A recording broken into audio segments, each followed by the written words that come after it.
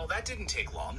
The ceasefire appears to be over after Israel scuttled Trump's plans for a 2-week agreement of peace. According to the Wall Street Journal, Bibi was furious that he wasn't included in our peace plan discussions.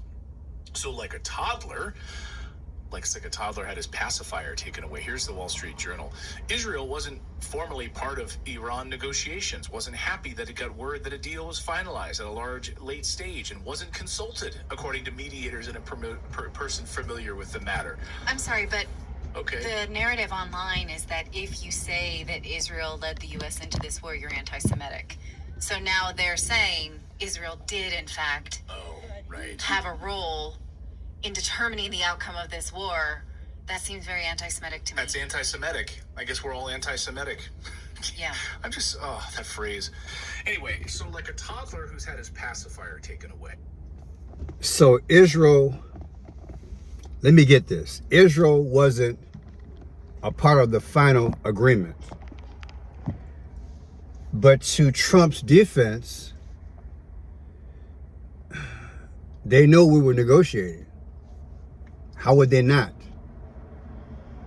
Respectfully, I guess they should have been in it. But again, we've got our negotiators been working on this thing for a long time. I want to talk about that because you know how I get. I pulled over because I sensed something. Let's play this 10-point agreement, okay? It fell apart. Okay, so here's nominally what was in the plan. It was a 10-point plan. Here's some of the points. They said, and I'll show you here. Number 1, no more attacks. Number 2, Iran controls the Strait of Hormuz and can charge fees for people to go through. Number 3, uranium enrichment is allowed. Number 4, all sanctions against Iran are lifted. Number 5, paying Iran reparations for attacking their infrastructure. Number 6, withdrawing all U.S. troops in the Middle East and shutting all U.S. bases. The end of the U.S. empire, basically. And number 7, blocking Israel's war on all fronts, including Israel's attacks on Lebanon and their attempt to steal South Lebanon. This was the deal. And so, obviously, immediately, Iran goes, total Iranian victory. Like, we won the war. This is crazy. They gave in on all of our points. So, as I pointed out at the time, there's a 0% chance Trump will actually agree to this in the long run. These terms are unacceptable in the long run. Even like the machinery of U.S. empire would not allow him to accept these, okay? So the thing is nowhere near over. Trump is either going to lie and pretend like the deal was actually much stricter and on harsher terms than this one, or they'll just fucking keep attacking and pretend like there never was a ceasefire. Well, it turns out it's literally both of those things. They kept attacking. So here we are. The only thing that's consistent is the confusion. I've been digging like nobody's business. It's been said that the saving Private Ryan was an excuse for American soldiers to go after the uranium, and that didn't work out. It's been said that Israel was not part of the last negotiation. And it's also been said that the 10-point plan that was proposed 5 days to a week before we heard about it. So which is it? Let's just stop for a minute. Because nothing is good when you have a cloud of confusion. We're talking nation states, countries, human beings, the future, babies, births, infrastructure. All this is at stake. And wrap it around your mind for a minute. Would Americans go for giving reparations to a country we just bombed? And we arguably have a recession here?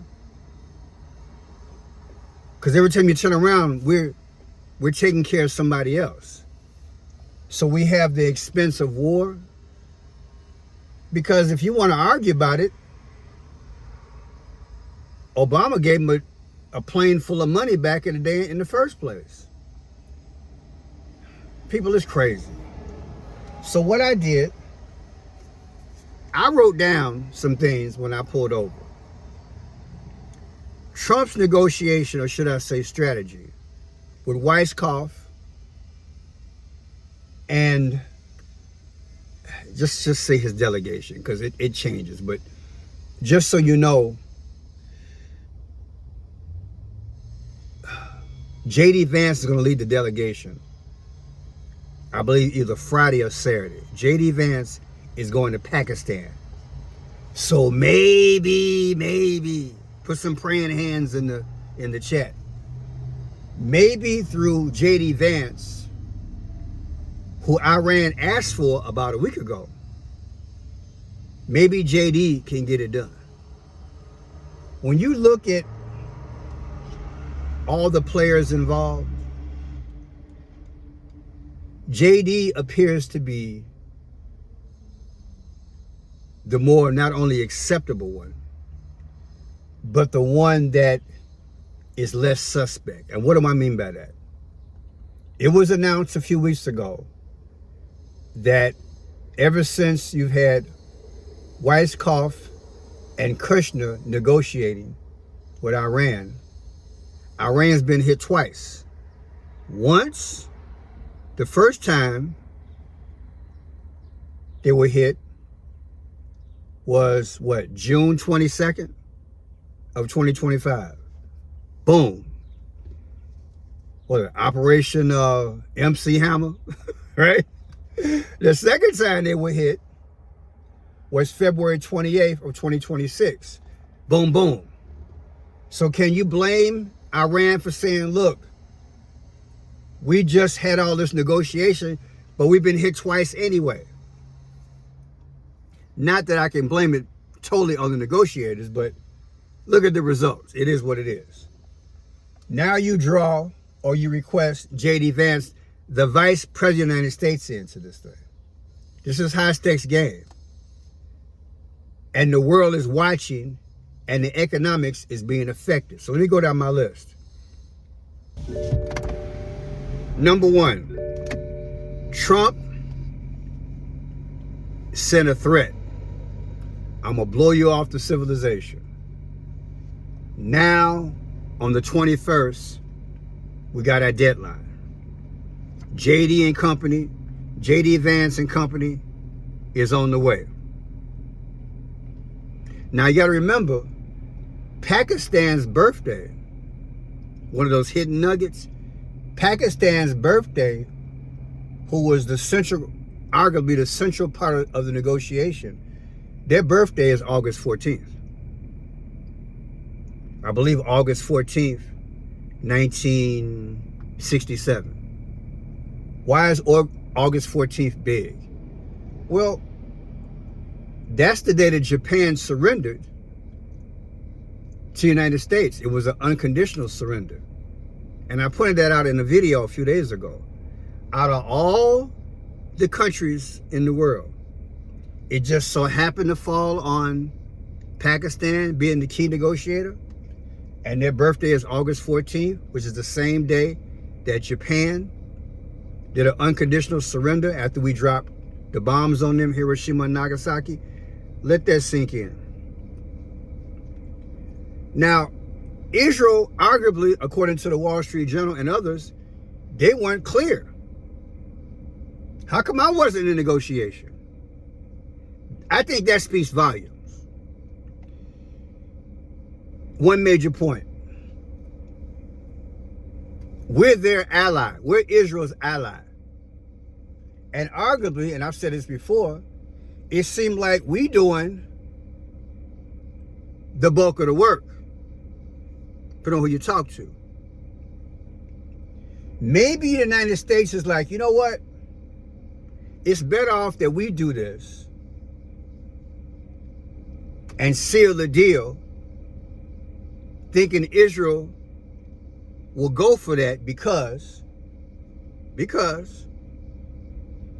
it's too much hostility if Israel does it alone.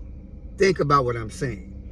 Even if Israel had a central, quote unquote, trusted negotiator to be part of America's delegation. Would that work? I would argue and say no. So America's negotiating the thing. It sounds good to say, yeah, we should have let them know before we reintroduce or introduce, put on who you talk to, this 10-point plan. But look, man, we got to get this deal done. America don't want boots on the ground. Just listen to it. Listen to how I'm building this thing. I had the air on, so I'm sorry, a lot of noise. But hey, it's hot. It's hot today in Illinois. Let me see what else I got. Why wasn't Israel a part of this negotiation? Now we got the fees. We got the Straits of Hormuz, right? The Straits of Hormuz. And Iran is controlling it. According to reports, only X amount of ships are getting through based on what they feel, that is Iran, is saying you can have access. And they want to charge a fee. Think about it. You really think America went? See, this is confusing. Do you think Israel would have went for that? Just throwing it out there. Now, this is going to hurt, so brace yourself for it. Were we or have we become Israel's muscle? Don't get mad. Think about it. Was it the intent of Israel, or have we become Israel's muscle? Many of you all who have watched the Elliot Ness, Al Capone, Roaring 20s, that period, you know what I mean? Gangster.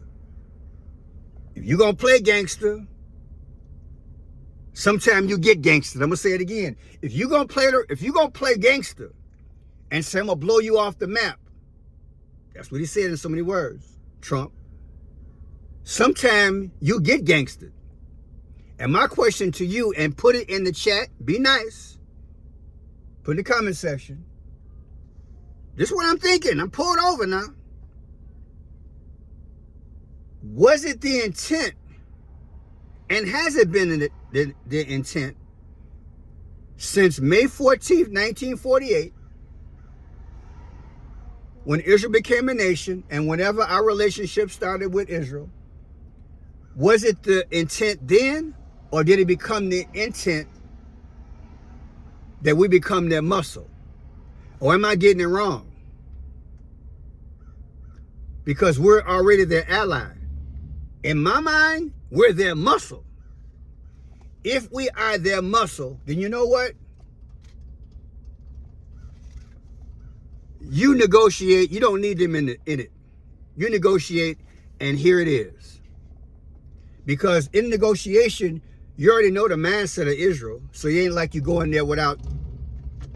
It ain't like you going to Iran without historical consultation with Israel. Well, let's say it's 10 or 15 points. Will every negotiation point be suitable in Israel's eyes? I don't think so. I don't think so. The fact that Israel needs us, that's enough said right there. So I'm going to come back to that. Is Israel and America on the same page?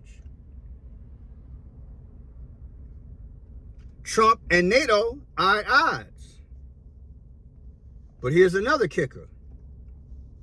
Can you blame NATO or any other country when they get involved in this foolishness? Even though a lot of these countries are our allies? I'm thinking what happened in this situation is the tariffs. Trump punked out a lot of nations starting last year. What, January? I think the lowest tariff was 5%. The highest tariff was like maybe 40 to 50%. You have messed up a lot of people's economies, Trump. If you mess up somebody's economy and then you go and you take an ally and get involved in them in a war, what you want a favor from me now? No. People, look, I had to pull over because it's hitting me like, look, we got to have perspective. Trump didn't think long term. He put himself in a fix. He already knew that the situation in the Middle East is volatile. Back in the day when he was on the escalator back in the day, what did he say? In so many words, correct me if I'm wrong, we need to take care of this Israel situation. Way back in the day, he talked about Israel, way back in the day, before he was president, before even 2017. So it ain't like he didn't know a delicate situation, right? So if he was aware of a delicate situation, you don't think that if you charge tariffs on these other countries, let's make America great again, that in the future you're gonna get a skirmish and you're gonna need the help of those who you put tariffs on? Do you understand what I'm talking about? And look, I already done my videos on the tariffs. I told y'all this was set up at the international. Trump ain't nothing. The international business people set this tariff negotiation up through politicians generations ago. And that was to build up these countries. I'm gonna say it again. I believe big business and the hidden government set up these tariff negotiations where America was on the wrong side of the tariff, and we were getting exploited financially a long time ago. That was to build up these other countries. Just like we sent a lot of our factories overseas and we got rid of the factories here in America. All that was done to blow up the international infrastructure. So now in this generation, you can bring somebody like Trump in, and then they can say, you know what? Let's make America great. Let's fix this terror problem. But again, when you put it in perspective, world perspective, right now, you're asking for NATO's help and everybody else's help. And it's like, man, forget you. Forget you. I want you to understand the fix that we in. Donald Trump is his own worst enemy. I told y'all, he a businessman. He ain't no politician. And evidently, if I'm thinking about this, ain't nobody else in this cabinet put that perspective on that. No other politician told him, well, Trump, you about to ask NATO for something? Well, Pearson, every nation or country that's part of NATO didn't get a direct tariff. No, that's not true, because we're a global economy. Let's say France wasn't part of that. Somebody who relates to France does. And if that country's product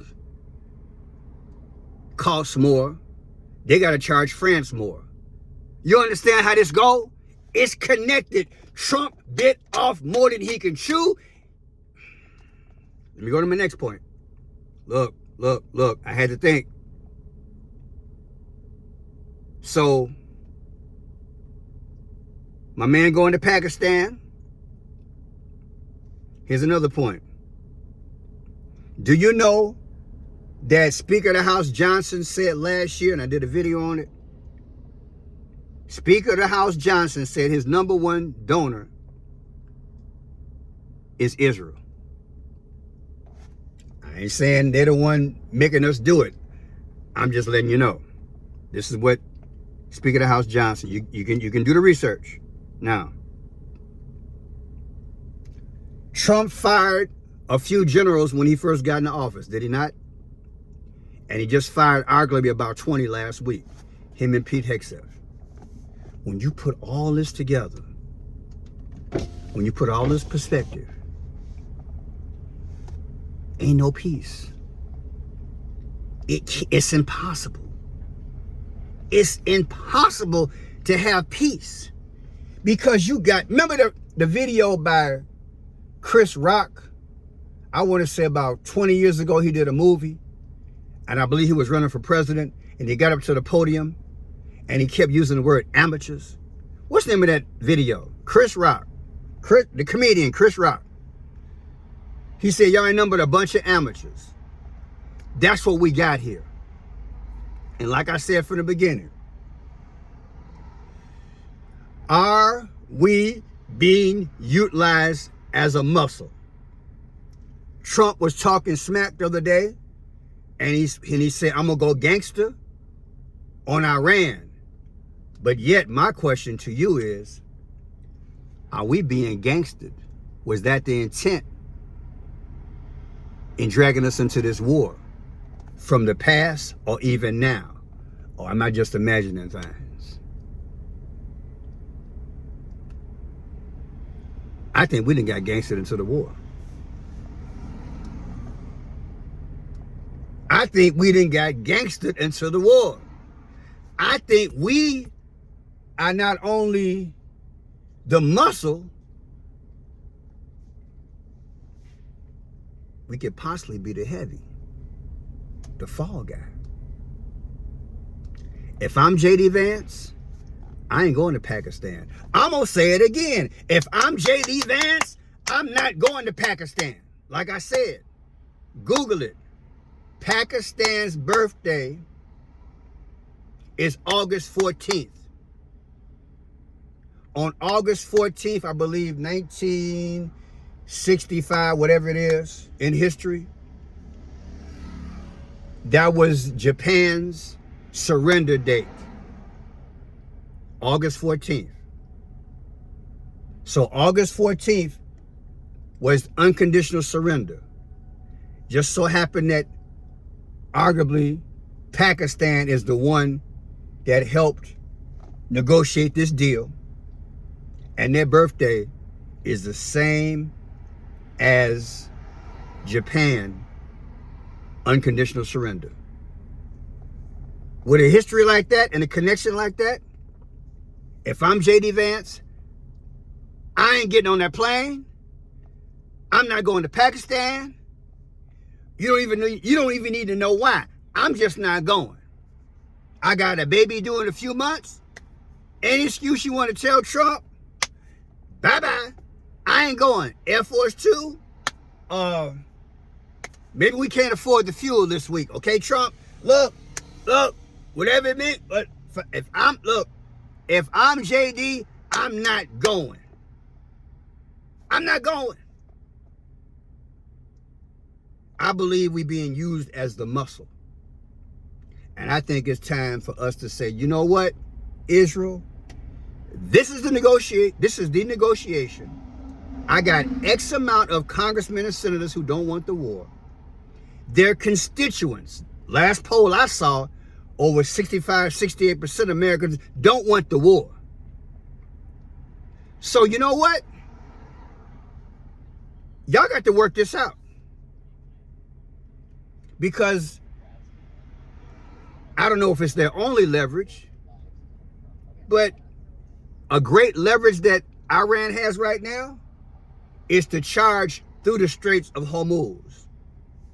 Let them figure it out. Because we can't count on international help in NATO.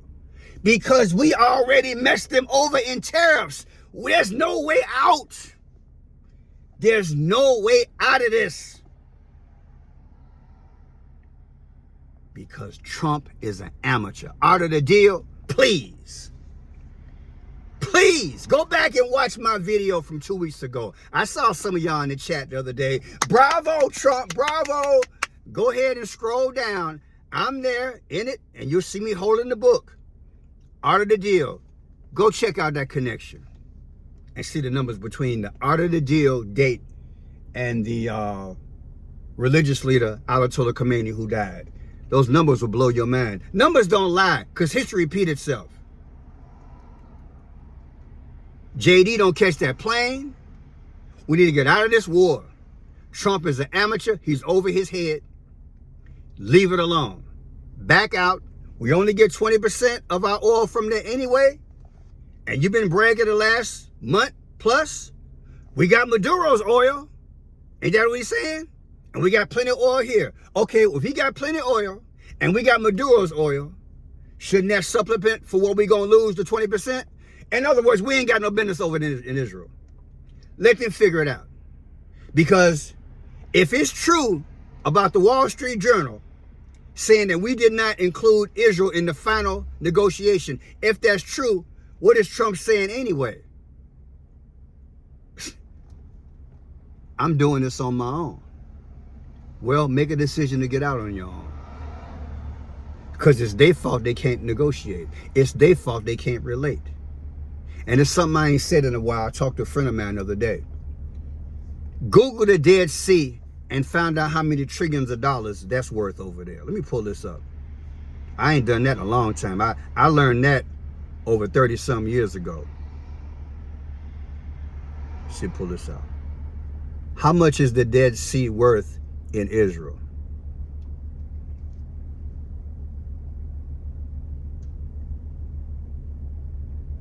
The Dead Sea mineral wealth is considered an estimate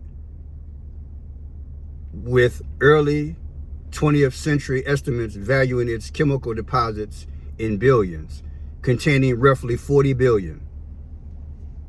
That's some of the money that's over there, amongst other things. At this point, one drop of American blood is worth more than that. I'm gonna say it again. At this point in my mind, one drop of American blood is worth more than all that.